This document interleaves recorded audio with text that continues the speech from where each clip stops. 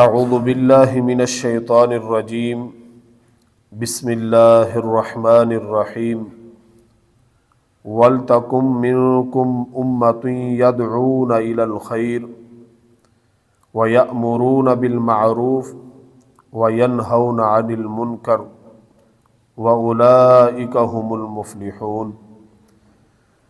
تمام قسم کی تعریفات و تسبیحات اللہ احکم الحاکمین کے لیے جو پوری کائنات کا خالق و مالک ہے، حاجت روا مشکل کشا ہے، جس کے علاوہ کوئی معبود برحق نہیں۔ لاکھوں کروڑوں درود و سلام اس ہستی اقدس و مقدس پر جن کا نام نامی اسم گرامی محمد اکرم صلی اللہ علیہ وبارک وسلم ہے۔ وہ ذات مبارکہ مطہرہ جنہیں رب کائنات نے رحمت کائنات بنا کر بھیجا اور جن کے ذریعے سے اہل کائنات کی رشد و ہدایت کا بندوبست فرمایا ہے۔ احباب زیواکار، اس بات میں کوئی شک نہیں ہے، قرآن و سنت اسلامی تعلیمات میں رد و بدل ممکن نہیں ہے۔ دین اسلام قرآن و سنت کا نام ہے۔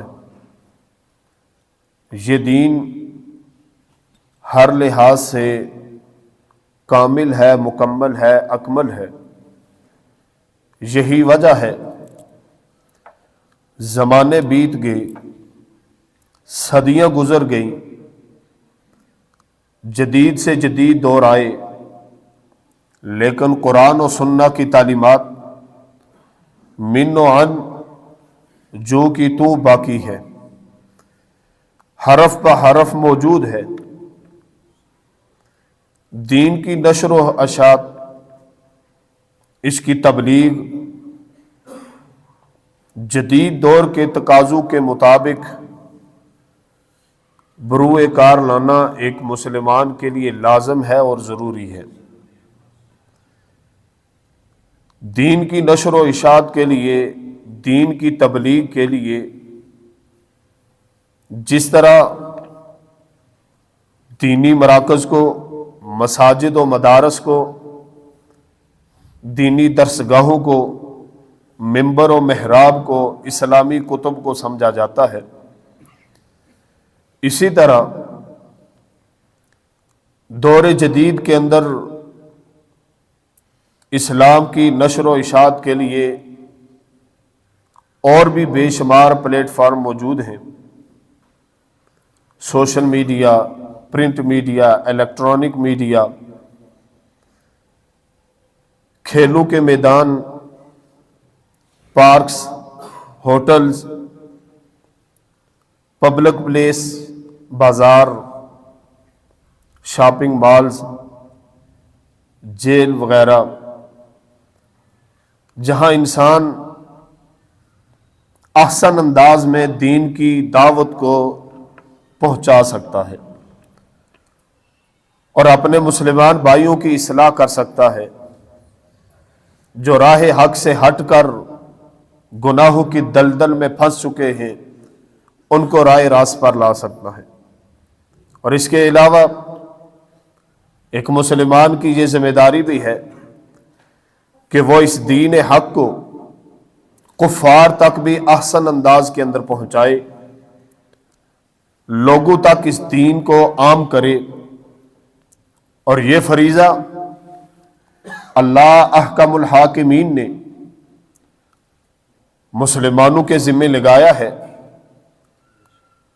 سورہ آل عمران آیت نمبر 104 اللہ تعالیٰ فرماتے ہیں وَلْتَكُن مِّنكُمْ أُمَّةٌ يَدْعُونَ إِلَى الْخَيْرِ، لازم ہے کہ تم میں سے ایک ایسی جماعت ہو جو لوگوں کو نیکی کی طرف بلائے۔ یدعون الی الخیر، جو نیکی کی طرف بلائے، دعوت دے، وَيَأْمُرُونَ بِالْمَعْرُوفِ، وہ لوگوں کو اچھے کام کرنے کا حکم دے، وَيَنْهَوْنَ عَنِ الْمُنْكَرِ، اور برے کاموں سے باز رکھے، روکے، وَأُولَئِكَ هُمُ الْمُفْلِحُونَ، اللہ تعالیٰ کہتے ہیں اور یہی لوگ کامیابی پانے والے ہیں، یہی لوگ کامیاب ہونے والے ہیں، فلاح پانے والے ہیں۔ میرے بھائیو، اس امت کو اللہ تعالیٰ نے ایک مقام اور فضیلت جو دی ہے، کنتم خیر امت اخرجت للناس تأمرون بالمعروف وتنہون عن المنکر، اس امت کو اللہ نے جو بہترین امت کہا ہے، خیر امت قرار دیا ہے، اس کی وجہ یہی ہے کہ اللہ تعالیٰ نے اس امت میں دعوت کا کام رکھا ہے، تبلیغ کا کام رکھا ہے، کہ یہ لوگ انبیاء کی طرح لوگوں کو دین کی طرف بلاتے ہیں۔ پہلے انبیاء آتے تھے دین کی دعوت دینے کے لیے، اسلام سکھانے کے لیے، ہر دور میں، ہر قوم میں، ہر علاقے میں اللہ نے نبی بھیجے ہیں، لیکن آخر میں جناب محمد الرسول اللہ صلی اللہ علیہ وسلم تشریف لائے۔ اب آپ صلی اللہ علیہ وسلم کے بعد اور کوئی نبی آنے والا نہیں ہے، نیا نبی نہیں آئے گا، بلکہ یہ دعوت کا کام، تبلیغ کا کام اللہ تعالیٰ نے اس امت کے ذمے لگایا ہے، اس امت کے لوگوں کے ذمے ہے کہ وہ دین کو پھیلائیں، وہ انبیاء کے اس طریقے پر چلیں، لوگوں کو برائی سے روکیں اور نیکی کا حکم دیں۔ اور جو لوگ یہ کام کرتے ہیں بڑے ہی خوش قسمت ہیں، وہ لوگ بڑے اعلیٰ ہیں وہ لوگ، کیونکہ یہ کام کرنے والا بندہ جو بھی ہے وہ نبی کا وارث ہے، نبی کا۔ العلماء ورثۃ الانبیاء، دعوت کا کام کرنے والے، دین کا کام کرنے والے، یہ انبیاء کے وارث ہیں۔ اور انبیاء کرام وراثت میں نہ درہم چھوڑتے ہیں نہ دینار چھوڑتے ہیں، مال و دولت نہیں، بلکہ علم چھوڑ کر گئے ہیں انبیاء کرام دین اپنی وراثت میں۔ اور جس کا جی چاہتا ہے وہ نبی کی وراثت کو حاصل کر لے، اور پھر وہ خوش قسمت ہے لوگ جو اس وراثت کو لے کر آگے لوگوں میں پھیلا رہے ہیں۔ میرے بھائیو، یہ دین اسلام، اس کی نشر و اشاعت، یہ ایک مسلمان کی ذمہ داری ہے۔ دین اسلام ایک سچا مذہب ہے، ایک کامل اور اکمل دین ہے۔ دین اسلام قصے کہانیوں سے پاک ہے، کہاوتوں کی ضرورت نہیں دین اسلام کو۔ دین اسلام منزل من اللہ ہے، سچا اور اکمل دین ہے۔ اور یہ دین، اس کی تحقیق کر کے آگے چلنا، یہ خود دین نے ہمیں سکھایا ہے۔ تحقیق کرنے کا حکم خود دین نے ہمیں دیا ہے کہ تم نے کوئی بھی کام ہے اس کی تحقیق کرنی ہے، جانچ پڑتال کرنی ہے، پھر آگے نکلنا ہے۔ ایسے نہیں کہ جس نے جو کہا آنکھیں بند کر کے اس کو مان لینا، اسلام اس چیز کا قائل نہیں ہے۔ اسلام کہتا ہے کہ تم نے جو قدم بھی اٹھانا ہے سوچ سمجھ کر اٹھانا ہے۔ میرے بھائیوں، مومن اور مسلمان ایک جو ہوتا ہے وہ بصیرت والا ہوتا ہے۔ مسلمان ہے ہی بصیرت والا ہونا چاہیے، مسلمان ہوتا ہی بصیرت والا ہے، تدبر والا ہے، غور و فکر کرنے والا ہے۔ آنکھیں بند کر کے چلنے والا مسلمان نہیں ہے۔ دیکھیں کہ دین اسلام خیرخواہی کرتا ہے ہر ایک انسان کی، اور دین چاہتا ہے کہ میرے ماننے والے جو ہے وہ نقصان نہ اٹھائیں بلکہ فائدے میں رہیں، خسارے سے بچیں، تحقیق کر کے چلیں، دیکھ کر چلیں، غور و فکر اور تدبر کر کے چلیں۔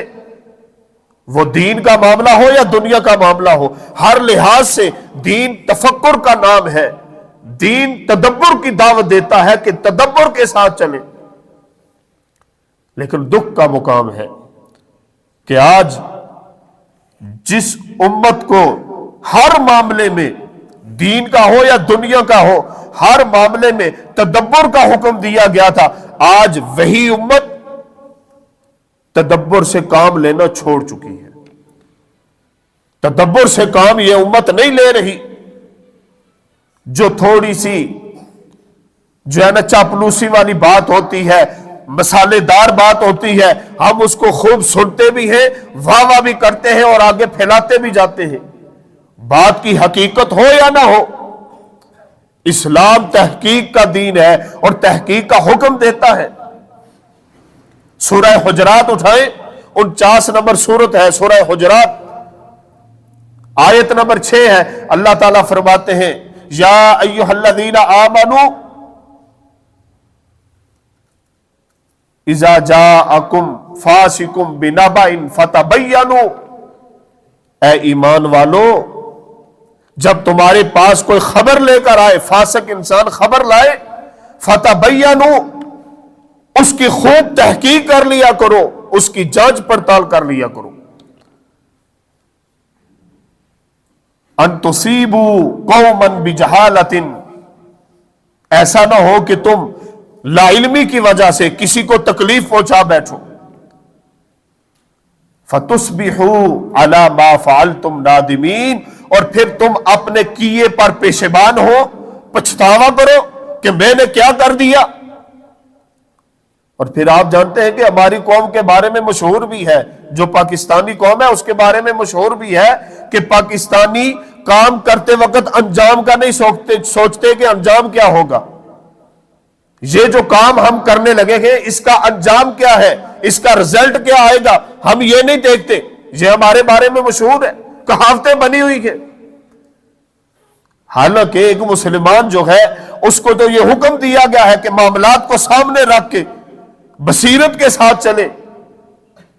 انسان کی بصیرت اور بصارت دونوں کھلی ہونی چاہیے، واضح ہونی چاہیے، پتہ ہونا چاہیے میں کیا کر رہا ہوں۔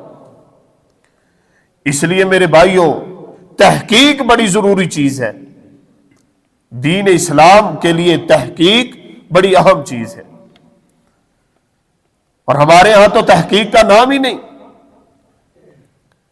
اب تحقیق نہ ہونے کے نقصان کتنے ذرا سوچنا۔ رمضان قریب آتا ہے تو سوشل میڈیا پہ ایک میسج بڑی تیزی سے گردش کرتا ہے کہ جو رمضان کی پہلے خبر دے گا وہ جنت میں جائے گا۔ یہ نبی علیہ الصلوۃ والسلام کی حدیث ہے۔ اب یہ امت بغیر تحقیق کے نبی علیہ السلام کی طرف منسوب کر کے آگے فارورڈ کر رہی ہے اور سوچ رہے ہیں کہ شاید روزے نہ بھی رکھیں گے، یہ خبر دینے سے ہم جنت کے وارث بن جائیں گے۔ لیکن ہم جانتے نہیں ہیں نبی علیہ الصلوۃ والسلام کا فرمان، صحیح مسلم اٹھائیے، شروع کے اندر یہ احادیث لگاتار آئی ہے۔ نبی علیہ الصلوۃ والسلام نے فرمایا جس بندے نے میری طرف جھوٹی بات منسوب کی وہ اپنا ٹھکانہ جہنم میں بنا لے۔ ہم جنت کے چکر میں جہنم کو حاصل کر لیتے ہیں جب تحقیق نہیں کرتے، سوچتے نہیں، غور نہیں کرتے، فکر نہیں کرتے، تدبر سے کام نہیں لیتے۔ پھر کام کیا ہوتا ہے کہ جہنم کے راہی بن جاتے ہیں، کیونکہ نبی علیہ الصلوۃ والسلام کی طرف جھوٹی باتیں منسوب کرتے ہیں۔ اور آج کل یہ تو ٹرینڈ چل رہا ہے کہ ہر بات کے ساتھ سیدنا علی کا قول ہے، سیدنا علی کا فرمان ہے، ابو بکر عمر کا فرمان ہے، عثمان کا فرمان ہے، طلحہ زبیر کا فرمان ہے، نبی علیہ السلام کا فرمان ہے۔ ویسے ہی عجیب عجیب باتیں لکھ کے اوپر جو ہے نا کسی صحابی کا حوالہ دے کے آگے بھیج دیتے ہیں۔ ہم لوگ تحقیق نہیں کرتے، الزام پہ الزام لگتے ہیں۔ پھر اسلام نے ہمیں تحقیق کا حکم دیا ہے۔ سب سے پہلے تحقیق ہے، پھر آگے پہنچانا ہے۔ پہلے خود علم حاصل کرنا ہے کہ کیا یہ بات جو میں نے سنی ہے یہ قرآن اور حدیث میں ہے، اگر ہے تو پھر آگے پہنچانا ہے، پھر اس کی دعوت دینی ہے، پھر خاموش ہو کے بیٹھ نہیں جانا۔ اس دین کو آگے پہنچانا ہماری ذمہ داری ہے، اور یہ صرف ممبر و محراب تک محدود نہیں۔ اگر میں یہاں ممبر پر کھڑا صرف بولتا رہا، بازاروں میں ہم نہ نکلے، جگہ جگہ ہم نہ جائیں گے، تو جو لوگ مسجد میں نہیں آتے جن کو پہلے دین کے ساتھ دلچسپی نہیں، مسجد کا رخ نہیں کرتے، ان کو کون پہنچائے گا کہ آؤ دین کی طرف آؤ؟ نبی علیہ الصلوۃ والسلام صرف خانہ کعبہ میں بیٹھے رہے، یا نبی علیہ الصلوۃ والسلام صرف مسجد نبوی میں بیٹھے رہے؟ نبی علیہ الصلوۃ والسلام کبھی طائف کے میدان میں، کبھی کہاں کبھی کہاں، نبی علیہ الصلوۃ والسلام وادیوں میں، صحراؤں میں، پہاڑوں میں، گلیوں میں، بازاروں میں گھومتے تھے، لوگوں کو دعوت دیتے تھے۔ آج ہم اور محسوس کرتے ہیں کسی کے پاس بیٹھ کر، ہم سمجھتے ہیں کہ ہم اس کو کہیں گے، یہ کیا کہے گا؟ بھائیوں، میں آپ کو چھوٹی سی بات کرتا ہوں، جب یہ دنیا کا کوئی معاملہ آتا ہے، جیسے ابھی الیکشن بڑا گرما گرما ہے، تو کیا برادری چھوڑ کر کوئی برادری دیکھتا ہے؟ کوئی مسلک دیکھتا ہے؟ کوئی امیر غریب دیکھتا ہے؟ نہیں۔ ایک ووٹ لینے کی خاطر اگر جھونپڑی والا ہے اس کے پاس بھی جا کر بڑے اعلیٰ اخلاق سے پیش آئیں گے، ایک کوٹھی والا ہے اس سے بھی اعلیٰ اخلاق سے پیش آئیں گے، بازار ہو یا مکان ہو یا دکان ہو، ہر جگہ پہ پہنچیں گے، کہیں گے کہ ہمیں ووٹ دے کر جتواؤ۔ تو کیا ہم ہر جگہ پہ نبی کے دین کو لے کر نہیں پہنچ سکتے؟ کیا ہم بازاروں میں نہیں نکل سکتے؟ اور یہ صرف ایک عالم دین کی ذمہ داری نہیں ہے کہ وہی بازاروں میں نکلے، بلکہ اس امت کے ہر فرد کی ذمہ داری لگی ہے کہ وہ دین کو پہنچائے۔ صحیح بخاری کے اندر نبی علیہ الصلوۃ والسلام کی حدیث ہے، بلغوا انی ولو آیا، کہ مجھ سے اگر کسی کو ایک آیت بھی پہنچی ہے، ایک آیت کا بھی اگر کوئی علم رکھتا ہے، تو اس کے اوپر لازم اور فرض ہو جاتا ہے کہ وہ بات آگے کسی اور کو پہنچا دے، اس کو سکھا دے کہ نبی علیہ السلام کا یہ فرمان ہے، قرآن کی یہ آیت ہے۔ لیکن ہم نہیں پہنچاتے، ہم گھبراتے ہیں، ہم سمجھتے ہیں کہ دین کا معاملہ صرف مسجد کے اندر ہے، جب مسجد میں بات ہوگی تو وہ دین کی بات ہونی چاہیے، مسجد سے باہر جا کر دین کی بات نہیں ہونی چاہیے۔ میرے بھائیوں، واللہ اس کام کو کر لو، اللہ کی قسم فائدہ ہے، خیر ہے، کامیابی ہے۔ کیوں؟ دنیا میں تو شاید آپ کو بڑے تانے ملیں گے، تو مولوی بن گیا ہے، تو رہتا نہیں اتنا دیندار، آپ کو باتیں شاید سننی پڑے، لیکن میرے بھائیو یہ بات یاد رکھنا، اس فریضے پر چلو گے تو نبی کے رستے پہ چلو گے تم، کیونکہ نبی علیہ الصلوۃ والسلام نے دین کی دعوت دی ہے۔ جب ہم بھی دین کی دعوت دیں گے تو نبی کے طریقے پر چل رہے ہیں، اور اس سے ہماری کامیابی ہے۔ ایک بندہ بھی اگر دین پر ہماری وجہ سے آ جائے، ایک بندہ بھی، تو میرے بھائیوں پھر بھی کامیابی ہے۔ نبی علیہ الصلوۃ والسلام کا فرمان، آقا علیہ الصلوۃ والسلام نے فرمایا کہ جو کسی کو نیکی کا حکم دیتا ہے اور نیکی کرنے والا جو ہے اس کو جتنا اجر ملتا ہے، برابر کا حکم دینے والے کو بھی ملتا ہے، رہنمائی کرنے والے کو بھی ملتا ہے۔ اگر ہم نے کسی کو نمازی بنا دیا، جو ہماری وجہ سے نمازی بنا ہے، وہ جتنی زندگی رہے گا نمازیں پڑھتا رہے گا، اس کو نماز پڑھنے کا ثواب ملے گا، جو کہنے والا ہے اس کو حکم دینے کا، کہنے کا اجر ملتا رہے گا، برابر کا اجر ملے گا۔ اسی لیے تو آج صحابہ کرام کے بارے میں ہم کہتے ہیں کہ صحابہ کرام نیکیوں میں اتنے آگے ہیں کہ کوئی نہیں پہنچ سکتا، کیونکہ صحابہ کرام نے نبی علیہ الصلوۃ والسلام سے دین لیا اور اس کو آگے پہنچایا، اور وہ جتنا بھی اس وقت سے لے کر آج تک جتنا بھی دین پر عمل ہو رہا ہے، وہ سارے کا سارا اجر، سب لوگوں کا اجر وہاں تک پہنچ رہا ہے۔ تو یہ کار خیر ہم بھی تو کر سکتے ہیں، اس کار خیر میں ہم بھی تو حصہ ڈالیں کہ اپنے کہیں زیادہ نہیں، کم از کم ایک بندے کو تو ہم اپنی زندگی میں اسلام پر لے کر آئے، ایک بندے کو کم از کم۔ میرے بھائیو، دعوت کا میدان بڑا وسیع میدان ہے، ذرائع کوئی بھی ہو سکتے ہیں، ضروری نہیں کہ آپ جو ہے نا ممبر و محراب پر ہوں گے تو دین کی دعوت دیں۔ آپ سوشل میڈیا استعمال کرتے ہیں تو جس بات کو آپ صحیح سمجھتے ہیں، جس دین کی بات کو آپ جانتے ہیں، آپ کے پاس پختہ علم ہے، اس کو واٹس ایپ پہ، فیس بک پہ چڑھا دیں، کسی مجلس میں بات چلتی ہے وہاں بیان کر دیں، بازار میں، دکان میں، جہاں بھی ہے آپ بیان کریں۔ یہ نیا نیا ایک ابھی جو معاملہ چل رہا ہے قطر والا، دیکھیں کہ کتنا اہم معاملہ ہے. اور میں حقیقت بات ہے کہ خراج تحسین پیش کرتا ہوں قطر والوں کو کہ انہوں نے کس طرح ایک دین کی دعوت کو پھیلایا ہے. تقریباً 12 لاکھ بندہ اس وقت قطر کے اندر مختلف مذاہب کے جمع ہوئے ہیں. 12 لاکھ تقریباً. کیا یہ جو ہندو ہے، عیسائی ہے، یہودی ہے، بہت سے غیر مسلم جو جمع ہے اس وقت فیفا ورلڈ کپ کے لیے وہاں پہ پہنچے ہوئے ہیں، کیا ان کو کہا جاتا کہ آؤ ہم قرآن حدیث بیان کریں گے؟ یہ آتے؟ لیکن انہوں نے بہت اچھا اقدام کیا کہ انہوں نے 12 لاکھ بندہ جو آیا، انہوں نے پورے ملک کے اندر جگہ جگہ پہ قرآنی آیات اور ان کے نیچے مختلف زبانوں کے اندر جو ہے نا ترجمے کیے، احادیث کو لکھا، جگہ جگہ پہ جو ہے نا پوسٹر اویزاں کیے، جگہ جگہ پہ انہوں نے پینوفلیکس لگائے، اور پھر علماء کرام دنیا سے انہوں نے اپنے پاس بلائے. سحر فرست عالمی مبلغ ڈاکٹر ذاکر نائک ہیں، اور انہوں نے ورلڈ کپ کا آغاز بھی پھر جب کیا تو قرآن کی تلاوت سے. غانم محمد الفتاح قطری قاری صاحب ہیں، وہ قاری صاحب جو معذور ہیں، جن کی ٹانگیں ہی نہیں ہیں، ان سے تلاوت کروا کر انہوں نے اس کا افتتاح کیا، اور پھر آگے کام شروع ہوا.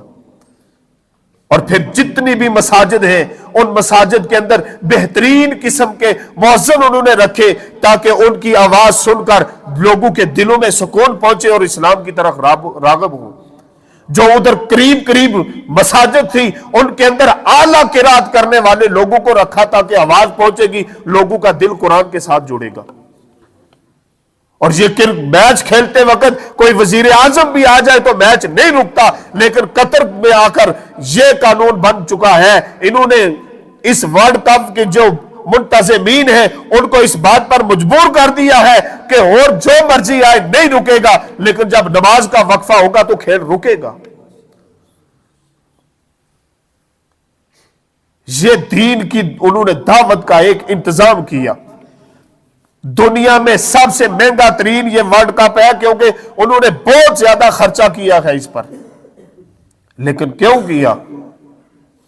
انہوں نے لوگوں کو دین کی دعوت دینی تھی، یہاں بلا کر انہوں نے دی ہے. اور پھر جو آنے والے ہیں سب مہمانوں کو انہوں نے گفٹ دیے ہیں. گفٹ کے اندر کیا ہے؟ خوشبو ہے، مسواک ہے، کھجورے ہیں، اور ایک ٹی شرٹ ہے. اس طرح کی چیزیں جو اسلام کی چیزیں ہیں وہ دی ہیں ان کو، تاکہ کوئی کلمہ ادھر پڑے گا یا نہیں پڑے گا، جب واپس جائے گا متاثر ضرور ہوگا. اور اس کے بعد جو اگلا انہوں نے قدم اٹھایا، انہوں نے کہا کہ ہم 1 مہینے کے لیے اپنے اسلام کو خیر بات نہیں کہہ سکتے، ہم 1 مہینے کے لیے اپنی ثقافت کو نہیں چھوڑ سکتے. انہوں نے پابندی لگائی کہ عریاں لباس نہیں چلے گا، شراب نہیں چلے گی، ان چیزوں پر پابندی لگائی. اور پھر جانتے ہو کہ یہ جو ٹرانسجینڈر کا قانون پاس کروانے والے ہیں نا مختلف ممالک میں جا کر، یہ جو تنظیم ہے، انہوں نے پورا ایڑی چوٹی کا زور لگایا کہ ہم وہاں پہ اپنا الگ ایک پرچم لہرائیں گے تاکہ ہم جنس پرستی کو عام کیا جائے. تو قطر کی حکومت نے صاف انکار کر دیا. فیفا ورلڈ کپ کے جو منتظمین ہیں انہوں نے جب آگے سے سوال کیا کہ آپ کسی کو مجبور نہیں کر سکتے، تو آگے سے قطر کے حکام نے کہا کہ ہمیں یہ بتاؤ کہ ہم اگر کسی ملک میں جاتے ہیں تو وہاں کے قوانین کو فالو کرنا لازم آتا ہے کہ نہیں؟ جو اس کا ملک کا قانون ہے، جو اس ملک کی ثقافت ہے، اس کو چیلنج کرنا کیسا ہوتا ہے؟ انہوں نے کہا نہیں کرنا چاہیے، وہاں کے قانون فالو کرنا ضروری ہوتے ہیں. انہوں نے کہا ہمارا بھی قانون ہے کہ شراب نہیں چلے گی، فحاشی نہیں چلے گی، یہ ہمارا قانون ہے، ہم بھی اس کی پاسداری کریں گے. میرے بھائیوں، انہوں نے کتنے اعلیٰ اقدام کیے. پھر دشمن کی چالیں دیکھیں. انہوں نے فوراً جو ہے نا ایک لندن کی تنظیم ہے، اس نے کہا کہ ان سے بائیکاٹ کرو، ان کے ساتھ تعلقات ختم کرو، ان کو پیچھے چھوڑو۔ یہ ہر جگہ اسلام کی دعوت کیوں دیتے ہیں؟ آپ جانتے ہیں دشمن کو ہمارا کتنا جو ہے نا اس سے تکلیف پہنچتی ہے؟ یہ ہمارا ایک کرکٹر ہے محمد رضوان غالباً اس کا نام ہے، وہ جو اکثر اس کی ویڈیوز آتی ہے، تلاوت کر رہے ہوتے ہیں، کبھی جو ہے نا کس طرح کی مختلف آتی ہے، وہ ایک جگہ پہ لیکچر دے رہے ہوتے ہیں کہ لوگوں نماز پڑھو، اسلام کی طرف آؤ، تو انڈیا کے میڈیا نے واویلا شروع کر دیا، کہتے ہیں کہ پہلے پاکستان کے ملاؤں کا کام تھا کہ ہر جگہ پہ دین دین دین کہتے تھے، اب یہ کرکٹر بھی شروع ہو گئے ہیں۔ دیکھیں کہ دشمن کو کتنی تکلیف ہوتی ہے، تو ہم نے کام ہی وہ کرنے ہیں جس سے دشمن کو تکلیف پہنچے، ہم نے کام وہ کرنے ہیں جس سے رب راضی ہوتا ہے، دشمن مشکل میں پڑتا ہے۔ اور پھر قطر والوں نے ایک معذور بچے سے تلاوت کروا کے ایک اور بات کہ پوری دنیا کے معذور مسلمانوں کو، لوگوں کو یہ حوصلہ بھی دیا ہے کہ جو کام کرنے والا ہے وہ معذور ہو یا جو بھی ہو کر سکتا ہے۔ اور دوسرا پیغام یہ انہوں نے دیا ہے کہ اگر کوئی بندہ دین کے ساتھ مخلص ہو جاتا ہے، دین کے ساتھ اس کا لگاؤ بن جاتا ہے، تو قرآن کو سینے سے لگانے کی وجہ سے اللہ تعالیٰ اس کو بلندیاں کتنی عطا کرتا ہے۔ یہ بچہ معذور ہے، دونوں ٹانگیں نہیں ہیں، لیکن رب نے اس کو عزت کتنی دی ہے کہ آج پوری دنیا میں ٹاپ ٹرینڈ اسی کا چل رہا ہے۔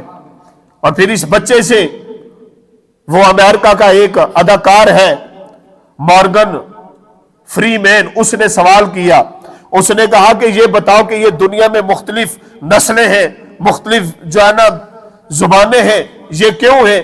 تو اس بچے نے بڑی کمال کی آیت کا انتخاب کیا سورہ حجرات میں سے، اس نے کہا اللہ تعالیٰ کہتے ہیں یا ایھا الناس انا خلقناکم من ذکر و انثی، کہ بے شک ہم نے ایک مرد اور عورت سے تم سب کو پیدا کیا ہے، وجعلناکم شعوبا وقبائل لتعارفوا، ہم نے یہ قبیلے، یہ مختلف رنگ، یہ مختلف نسلیں کیوں بنائے ہیں؟ یہ قبیلے کیوں ہیں کہ یہ فلاں نسل ہے فلاں نسل ہے؟ کیوں؟ لتعارفوا، تاکہ تمہارا تعارف ہو، تمہاری پہچان ہو کہ یہ فلاں بندہ ہے۔